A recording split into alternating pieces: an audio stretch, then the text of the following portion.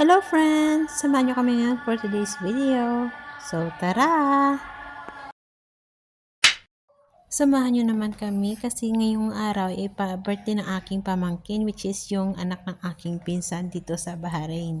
Pero first things first, magising muna tayo at ito yung dalawa na tira dito sa kama. Yung kuya nila pumasok na at yung mister ko pumasok na rin sa kanyang trabaho. So ito kaming tatlo yung natitira araw-araw dito sa bahay. At dahil hindi pa nga pumapasok yung aking pangalawa, so sulitin natin ang mga araw-araw na kasama pa sila. At yun na nga, pagkatapos naming magmuni-muning tatlo, kumain na rin kami. And then ang pagkatanghali, ito na nga, dumating na nga yung aking panganay na si Jenny galing paaralan. So ayun, pagdating niya niyan, pakainin ko muna siya at then nag-ayos na rin kami dahil mamaya-maya na rin ay sunduin kami ng kanilang papa papunta sa birthday ng kanyang pinsan. At inuna ko nga muna yung kanilang bunsong kapatid na babae para naman mas magaan yung aking paggalaw-galaw dahil papatulugin ko po siya muna bago ako mag-ayos ng aking sarili at sa kanila. So while nung nag-aayos ako, ayun, nagti-tiktok muna kami dahil parang nagandahan ako ng kanyang outfit. So eto, nag-tiktok muna bago siya patulugin. Pinagamit ko na lang uli yung kanyang damit ngayon kasi baka paglakihan niya na at di na magamit, diba? So sayang naman yung damit. So then fast forward, nang umalis na kami ng bahay, dumaan muna kami sa bilihan ng mga gift. So yun, patapos naman bumili ng gift para sa birthday celebrant, pumunta na rin kami sa kanilang venue. At nung nagdumating na kami, andito na yung mga bisita at parang nakastart na rin sila kasi nga medyong na-late na rin kami sa gawa nga na ang hirap ayusan yung mga bata kapag gising yung bunso nila kasi umiiyak kasi kaya ganun na-late kami ng konti. Anyway, so ayun, nag-start na nga yung party. So ito pala yung cake ng birthday celebrant. Tingnan nyo guys, ang ganda. Parang ang dim nila, mukhang yung Cars na sa movie. Yun yung dim ng birthday party niya. At ito pala ay first birthday party ng anak ng aking pinsan na half Bahraini.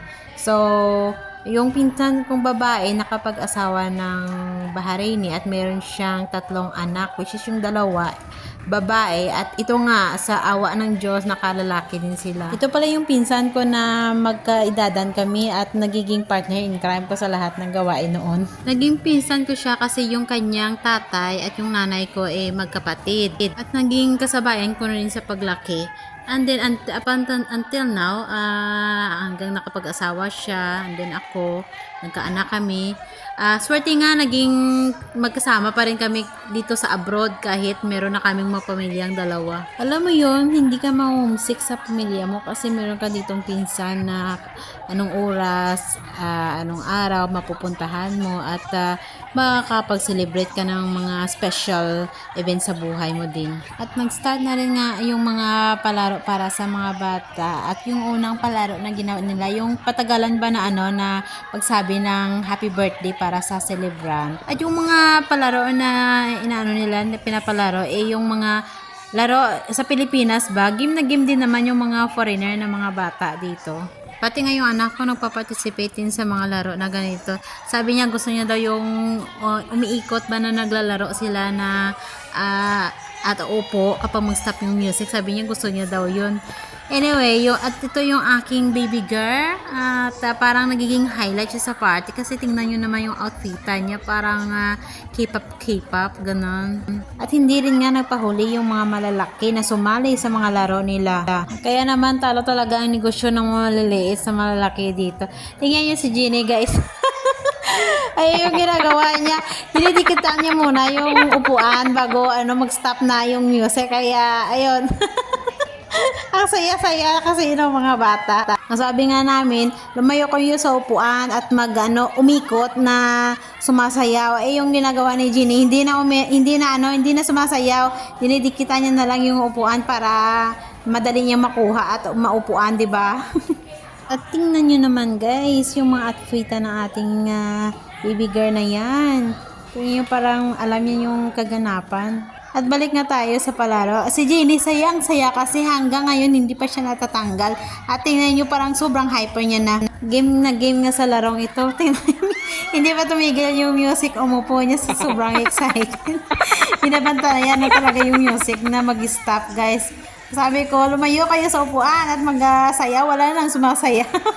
At pati nga ako, friend, napapasigaw at napapalundag sa kanilang ginagawa. Tingnan nyo si Jenny, oh. Ang tibay, hanggang ngayon hindi pa natatanggal sa laro at nakikipag-agawan pa nga sa malaki na kasama niya, oh. Pero sabi nga nila, oh, nag-cheat daw siya kasi kinuha niya yung upuan. So, bali si Jenny yung natira at siya yung natanggal. Pero sa pangalawang pagkakataon, natanggal din siya dahil nunahan siya ng mas maliit sa kanya. Ang cute ng isang batang ito. Tingnan nyo kahit maliit, nakikipag-agawan. Pero natanggal din nga siya dyan, oh. Pero okay, ang ko naman sa sport na sport. At yung natira na dalawang ito, magkapatid daw itong dalawa at classmate ito ng anak din ng aking pinsan, which is yung panganay niya. At syempre, dapat merong manalo. So, ayun na nga, yun na yung nanalo yung kapatid niya rin. So, parang walang talo at panalo dito kasi magkapatid. At anyway, na another game na naman yung ginawa nila. Pero hindi ko alam anong laro to. Ang sabi nila yung boating na laro. Iwan ko yun.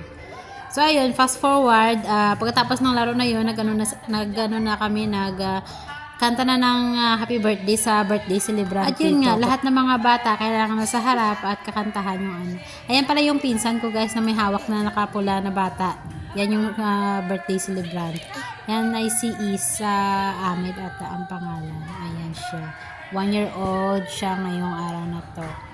Anyway, so ayan, anak na din yung nakaputi sa gilid niya. So, andito yung naharap yung anak ko na lalaki dyan, no? Ito yung asawa niya guys, nun sa gilid niya. Happy birthday! Happy birthday! Happy birthday to you! Long! Let's say happy birthday, Isa! Happy birthday, Isa!